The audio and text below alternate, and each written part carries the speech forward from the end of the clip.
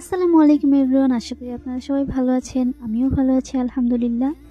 যদিও এই গিফটটি অনেক আগের, তবুও আমি ভিডিওটা এডিট করতে পারিনি বিধায় আপলোড করতে পারিনি। তবে আমার ফেসবুকে গিফটের ছবি অবশ্যই আপলোড করা হয়েছে, যারা দেখেননি অবশ্যই দেখে নেবেন।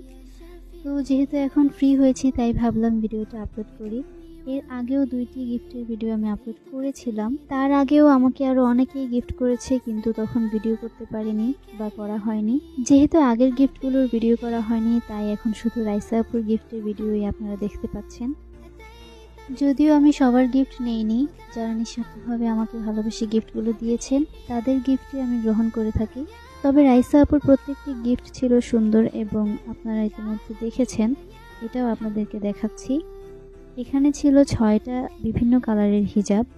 যেহেতু হিজাব প্রত্যেকটা মেয়েরই পছন্দ, প্রত্যেকটা মেয়ের বলতে প্রত্যেকটা হিজাবই মেয়ের পছন্দ, তাই আমি হিজাব পেয়ে অনেক বেশি খুশি হয়ে গিয়েছিলাম। এরপরে ছিল একটা ছোট্ট চিরকুট টাইপের কিছু একটা, এখানে অনেক সুন্দর করে লেখা আছে, আপনারা পড়ে নেবেন। আমি শুধু একটা লাইনের কথা বলছি। ও বলেছে আমি নাকি ওর আপন বোনের মতোই, বিষয়টা আমার কাছে অনেক ভালো লেগেছে।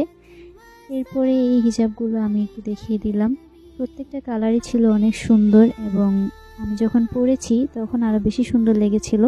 যদিও আমি এই ভিডিওতে আমার ছবিগুলো শেয়ার করছি না, তবে থাম্বনেল দেখে আপনারা অলরেডি বুঝেছেন।